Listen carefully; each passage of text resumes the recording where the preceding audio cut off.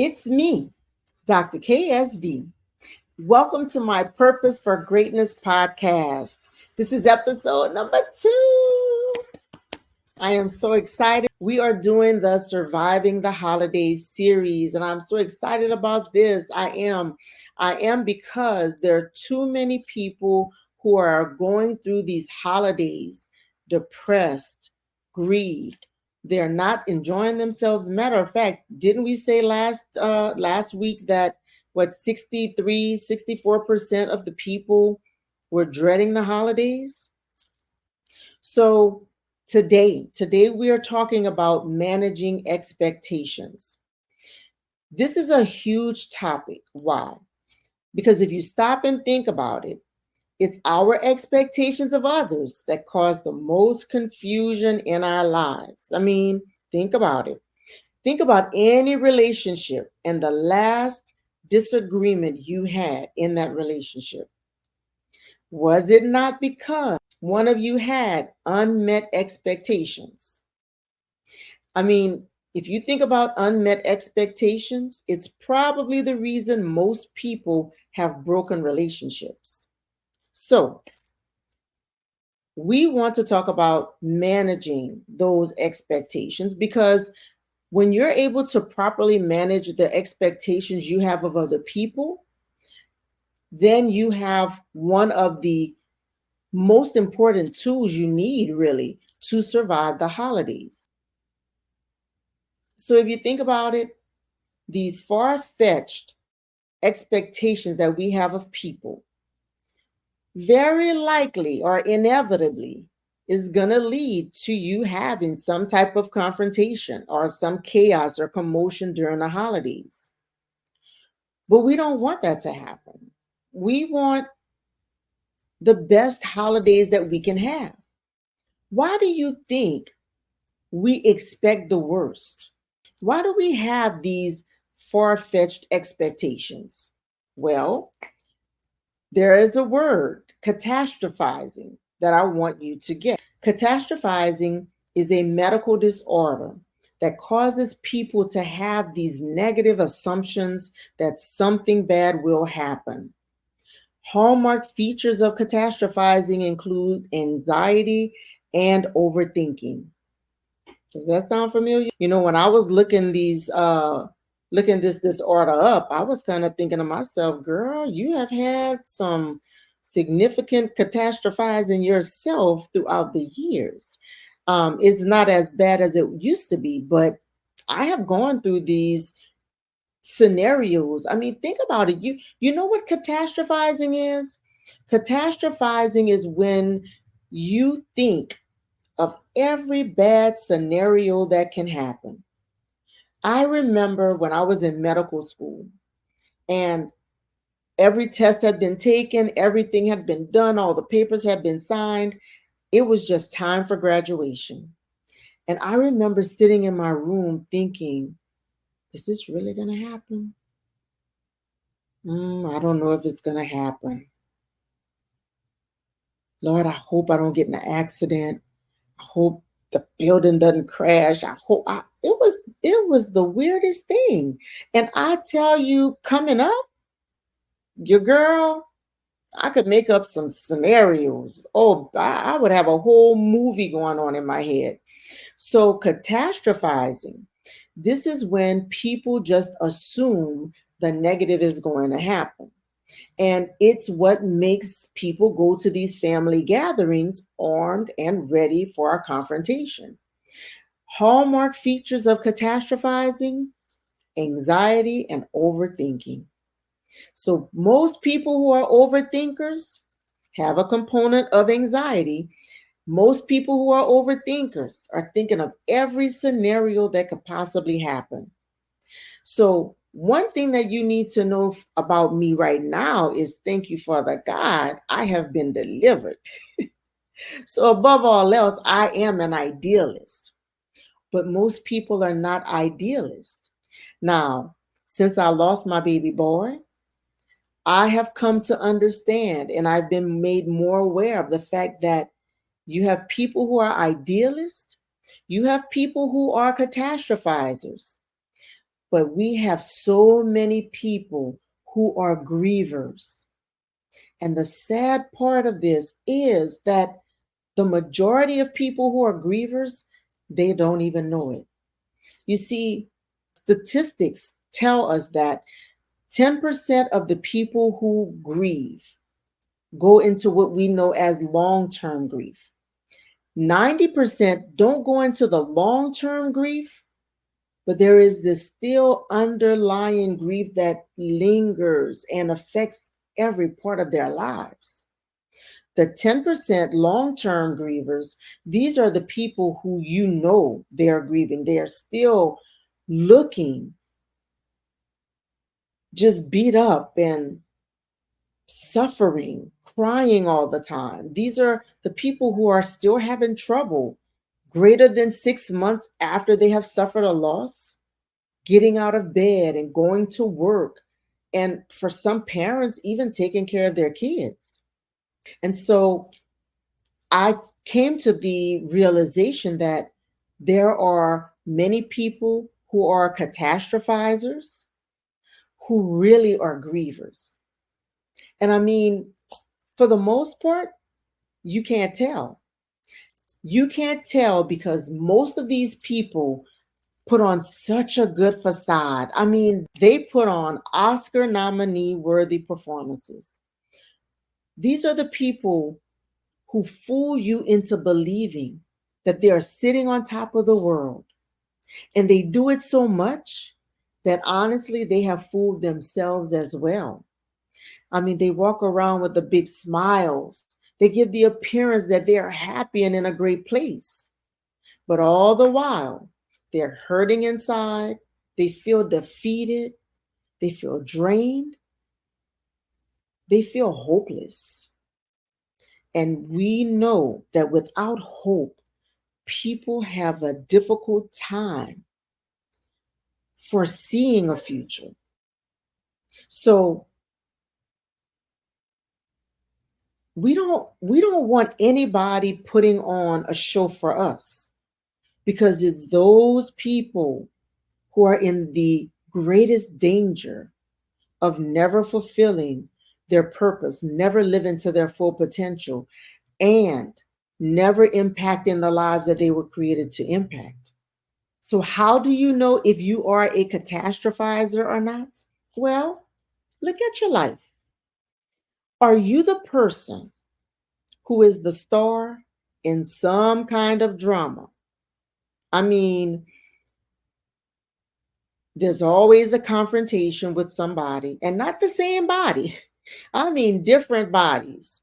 You go to store number one, there's an issue with the cashier. You go to the bank, there's an issue with the teller. You go to family functions, and you are always the star of the show of commotion. Or are you somebody who is unhappy with every arrangement that has been made? No matter how things are put together, no matter what is done, you're always unhappy with it, or you always have something to say about it. Or are you the person always criticizing the way somebody did something somewhere? If that's you, then very likely you are a catastrophizer. You call it standing up for yourself, refusing to let people walk all over you, not being pushed around. But I want you to stop and think about how many confrontations have you had this week alone? Or better yet, how many confrontations have you had today alone? Now, what is the common denominator? Now, for those of you who've not heard me say this before, the common denominator is that thing that you find in every one of those scenarios. So if you find multiple confrontations and you are the star in every confrontation, honey, I'm sorry to tell you, you are probably a catastrophizer. So think about it like this. My feeling is we are who we are at our core. And our core consists of who we've been molded into from the time we were little kids up until this moment in time. Every single negatively impactful moment that we have had in our lives, it has molded us into who we are right now. Who we are at our core may not really be all that obvious to us. People who are just naturally happy inside, no matter whether they're sad, happy, depressed, defeated, people who are naturally happy inside, even when they feel they're at their worst, they are still wanting to make other people feel happy. People who are miserable inside, on the other hand, no matter what the scenario is, no matter how happy a place is, no matter what wonderful thing is going on, they are coming with the nastiness. Mm, she thinks she look good, huh? Look at her. I don't even like that hair. Where she got those clothes from? Think she looking good. I know it sounds familiar. I know it does because, it is what we are surrounded by every day. But the fact of the matter is this: you cannot be happy and spew out misery every chance you get.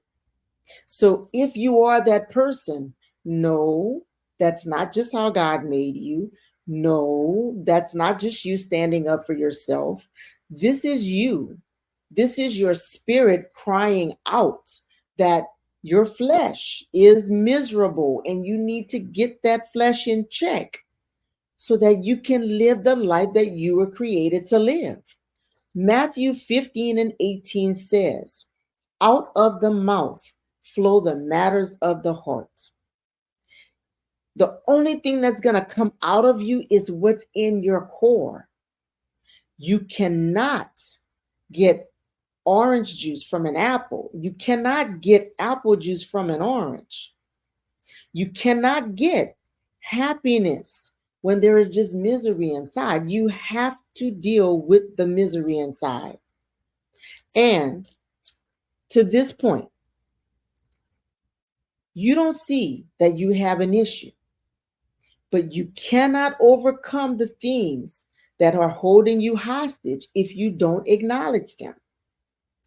And you can't acknowledge them if you don't know that they're actually a problem. So let me give you an example. You've heard me talk about being in an abusive relationship when I was a teenager. So maybe 10 years ago, I ran into a classmate and we were just chatting up, just kind of catching up because I hadn't seen her in a long time. And out of nowhere, she brings up the abuser's name. I was a little taken aback, but I was quick on my feet and said, yeah, you know what? That was then. But girl, look at me now. Look at what God did. And when I said it, she immediately said, oh, I'm sorry. Oh, I didn't mean anything by it. But she did. But it didn't matter. I could have gotten mad. And to be honest, I was a little perturbed, but I was in a place where I knew that her bringing that up meant that she herself was going through something. It had nothing to do with me. It had everything to do with her. And when you encounter people like that, you have to know that it's never a direct attack against you. The attack is really that person having to deal with how they feel about themselves. So, yeah, I stole her nerve when I said, "Girl, but look at me now." She was, let me take it back because most of the time when you call people out on their ish, you steal their nerve. But today if it were to happen, I honestly would just look at her, and I would hope, knowing who I am now, I wouldn't even say a word and just think to myself, poor baby, how miserable must she be to want to bring me into her miserable space? Because the saying, misery loves company, it is a true statement.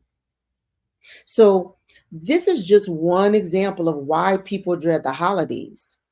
Gathering with people, whether it's family, friends, or colleagues, being around people who are the epitome of misery and are constantly functioning in a miserable state and don't want to own it and pretend to be happy all the time. These are the people who suck the life out of you, because whether they know it or not, they bring misery with them like a stench everywhere they go. And for people who are grieving, being around those miserable people can make them feel worse than they already do. So, for those of you who are already suffering with grief because of the loss of a loved one or a loss of any important thing in your life that has left a lasting footprint on you, I want to give you some healthy tools to help you manage your expectation of these people. So, for every person out there who is already suffering with grief, or for those of you who are kind of dreading going to your family or friends or wherever for the holidays, I want to empower you with a few tools that you need to properly manage your expectations when you go and congregate with these people. Because in order for you to survive the holidays, you have to learn how to manage your expectations. If you think about it, the reason we're so frustrated with people during the holidays is because we expect us from them. And that's not fair.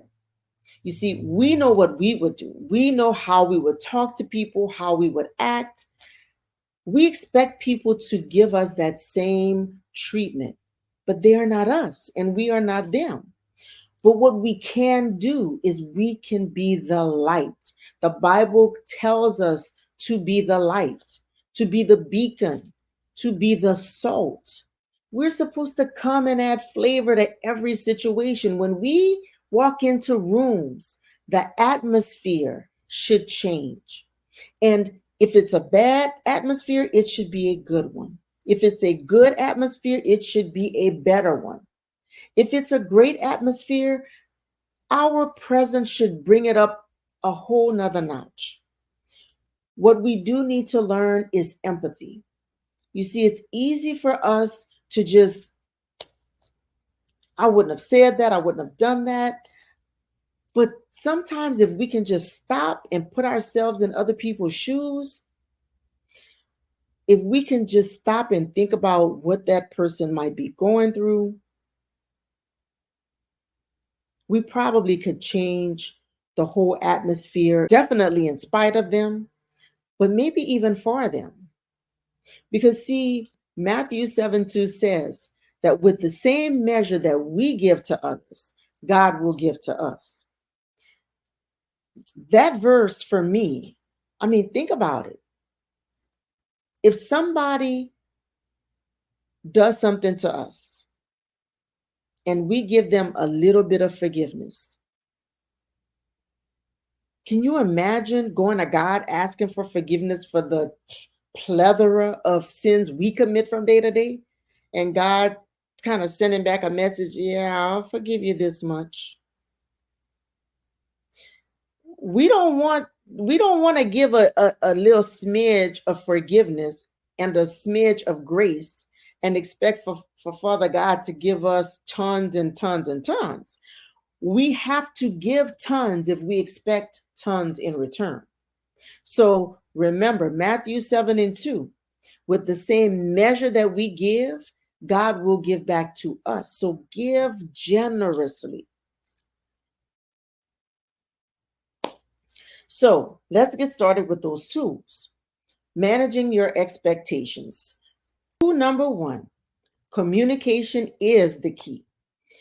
Listen, don't be afraid to let anybody and everybody know you don't want to talk about certain things, or certain things are just not up for discussion. For people who are not grievers, what does that look like? You dreading going to the family gathering because you know they're going to ask why you're not married, or where's your girlfriend, or when are you going to have a baby, or what about them finances. For those who are grieved, that looks like people asking about the loss and, well, how you doing and how you getting by and what happened. Let's get something straight. You do not owe anybody an explanation about anything going on in your life. You have a right to have healthy boundaries. You have a right to not discuss the things that you think are not on the table for a discussion. So don't feel bad about not wanting to discuss those things. You can let them know ahead of time before we even get to the house. Let me let y'all know. We are not discussing this. We are not discussing that. For grievers, you can let them know ahead of time. I do not want to discuss certain aspects about my loss. And this is just for everybody. It is absolutely inappropriate for you at any point in time to ask someone what happened. Every time you ask a person who is grieving what happened, you are forcing them to relive those horrible events. Please don't do that. And why is it important anyway? When they're ready to share, they will share. So, tool number one is communication. Remember, don't talk about the things you do not want to talk about. That is your right. Tool number two, be honest about your financial difficulties. Family gatherings typically mean you ought to be bringing us something. First of all, if you can't, don't overextend your finances. Don't go putting yourself in debt trying to bring things that you know you are not able to afford. First of all, I just feel like if this is family, family will understand. Now, unless you are the person who never can bring anything and they see you wilding out all the time. So you can't be wilding out and then come to the family function with nothing. But for those of you who really have a financial need, your family will understand. And how about get something that doesn't cost a lot? Take on the paperware or something that is affordable and something that's not going to stress your pockets. So number one, communication. Number two, be honest about your finances. Number three, be okay with saying you're not okay. And this is especially for grievers. It is inevitable that somebody is going to say something inappropriate. Why? Because, for one thing, generation after generation, we've been passed down these horrible tools, things that we say to people who are grieving that are absolutely inappropriate. They are more harmful than helpful, but nobody has ever really said anything, so people keep saying them. So if somebody says something that is hurtful, it's okay to tell them that it made you feel bad. Be honest about how you feel about certain words and phrases. Excuse yourself if you need to. If you feel like it's getting to be too much, don't just sit there and let it build inside until you explode. We don't want you to explode. Maybe find a quiet place where you can just collect yourself. But when you get back in there, you owe it to yourself and your family to tell them that certain things, certain phrases are hurtful. It's also highly likely that a song will come on, maybe a TV show, something will happen that brings up memories of your loved one. That is inevitable. And that, honestly, it doesn't happen just at family gatherings. It can happen anywhere. This is the important thing for you to remember about this. You have a right to feel how you feel. Most people have difficulty with this because they want to put on this facade, like I talked about earlier. They want to put on the happy face when they don't feel happy. Don't pretend. Pretending only makes you feel worse for a longer period of time. You have a right to feel how you feel, and you should not hide that. Your grief, how you feel, if it makes somebody else feel uncomfortable, that's on them, not on you. And most people feel uncomfortable with grief because they themselves don't know how to deal with it. But that's not on you. It's not your responsibility to be worried about how someone else feels about grief. They need to deal with that on their own. You, you need to worry about you. You need to be able to express yourself. You need to be able to be true to yourself. If you are sad, hey, own it. If you need to cry, cry and get it out of your system, because until you own how you feel, you'll never be able to move on. All right? Remember this: just because it didn't go the way you planned it, it doesn't mean it's a disaster. I mean, that saying, don't sweat the small stuff, it is real. It is so real. I have learned that however it turns out is just the way it was supposed to turn out.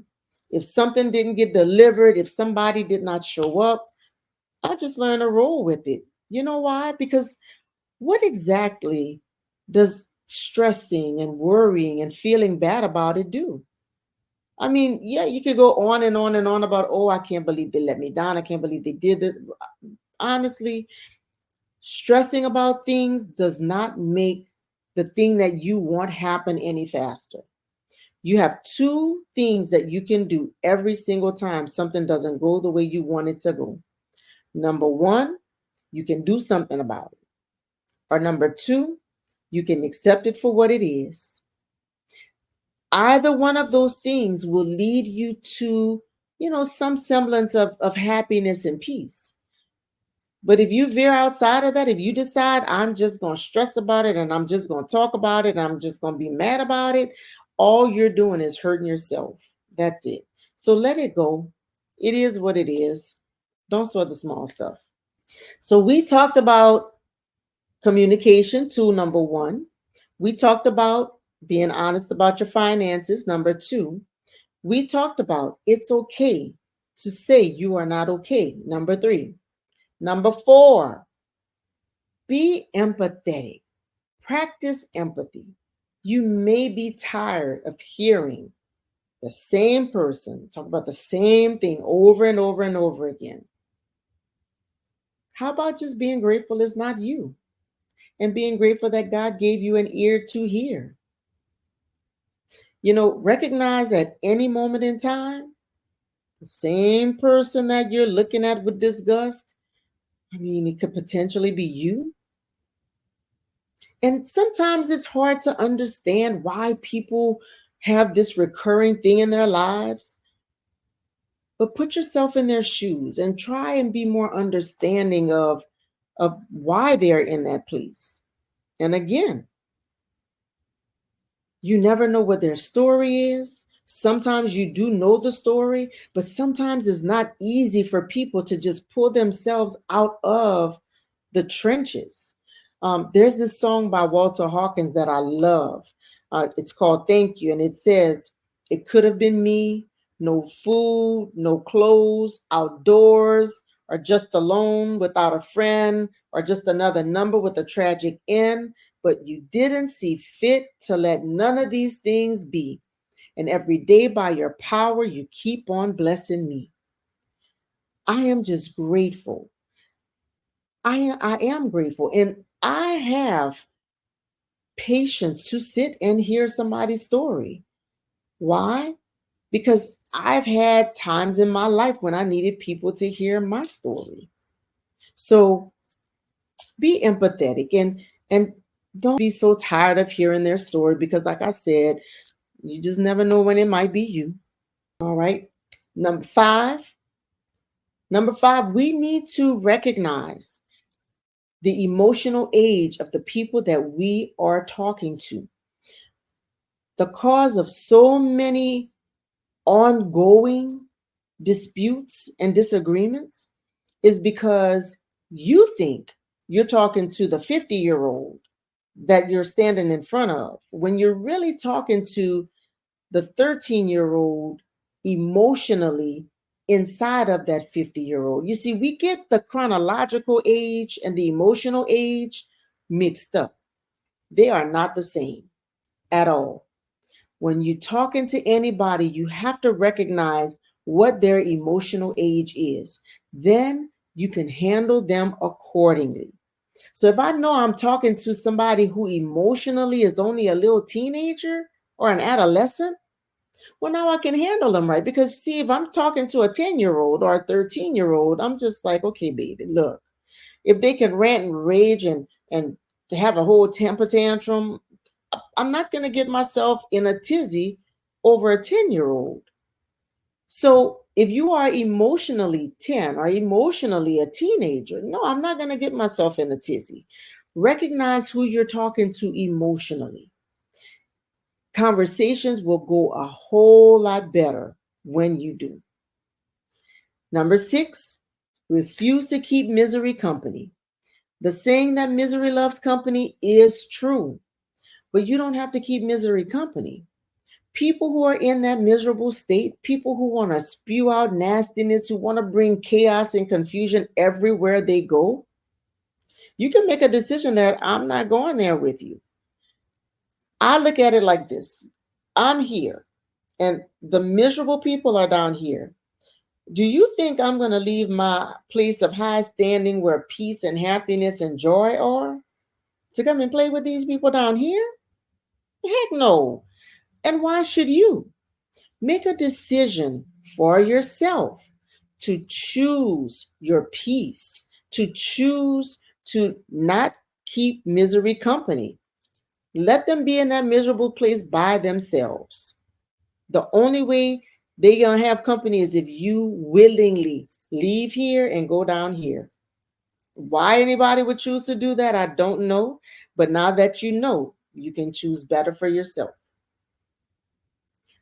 Last but certainly not least is the motto, the mantra, the thing that I probably say at least, I would say probably at least 50 times a day. Preserve your peace. You and you alone are responsible for the peace that you have within. You and you alone give people and words power to destroy the peace you have within. Don't let it happen. Preserve your peace. Protect your peace. You can make decisions that are good for you every single day of your life. I don't care if at every family gathering there erupts chaos and commotion all around you. The truth of the matter is, when you decide that you are going to choose your peace over everything else, baby, chaos, confusion, commotion can be just going on all around you. And you will be just sitting there, unfazed, unbothered, just doing you. Choose peace. Choose your peace. Choose to preserve your peace every day. Not just at family gatherings, but no matter where you are, remember, you only are affected by the actions and words of other people when you allow them to. Because every emotion that we have, emotions are choices. And people may not like to hear that, but it is. You choose whether to be happy or sad. You choose whether to be angry or let it go. You make a choice. The problem is, most of us come across the issue that we have been reared to fight back, to clap back, to tell somebody off. If they curse you out, curse them out. But at the end of the day, when you do all of that, what have you really accomplished? Because I promise you, somebody curses you right now. If you make the choice, you know what, whatever, baby, God bless you, and you walk away from it, you will still feel that, just that peace within. But the minute you clap back, the minute you go off and you tell them off, I promise you, an hour later, you're still going to be thinking about it. 2 hours later, still thinking about it. 5 hours later, I should have told her and I should have said, is it worth it? Is it worth it? Your peace is too precious to forfeit. Stop matching energies. Matter of fact, I have a shirt with that one. I'm gonna have to wear that one next. I have a shirt that says, I will not be matching energies. My peace is too precious to forfeit. You know why? Because it is. We have been trained to clap back, but we need to reprogram our minds and we need to choose us. Choose your peace. Choose to stay in that happy place and leave those miserable people right where they are. So listen, I hope these tools are helpful. I hope you are able to enjoy some time with your family. But above all else, if you feel like you can't handle it, if you feel like uh, these tools are great tools, but I don't think I can master them by the time I go to my family's house for the holidays, choose to not go, because your peace is precious and you do not want to willingly put yourself in a place where you know somebody is going to rob you of your peace. But if you don't go, don't forget you have a spiritual family somewhere who loves you and accepts you just as you are. Go and take the time to be with them. So I thank you. Thank you so much. Episode number 2 is over and done. I appreciate all of you so much for hanging in there with me. So don't forget, share, share, share. By all means, watch it again. But please go to my YouTube page, Apple Podcast, Spotify, and share with your family, your friends, your colleagues, your coworkers, whoever. Share on social media. Please help me get this word out, because I want to set the captives free, because we were never meant to be in bondage. We were meant to live life with purpose, on purpose. You were never meant to be held hostage. You're never meant to be in prison. But baby, there is no lock on the prison door. Walk out, free yourself, and live life to the fullest, because you were created for a purpose. Jeremiah 1:5 says, before you were formed, I knew you. And before you were born, I set you apart. You were set apart to live a purposeful life. Live that life and live it to the fullest, because you were meant to live life with purpose, on purpose. Go out and be purposefully great. Peace.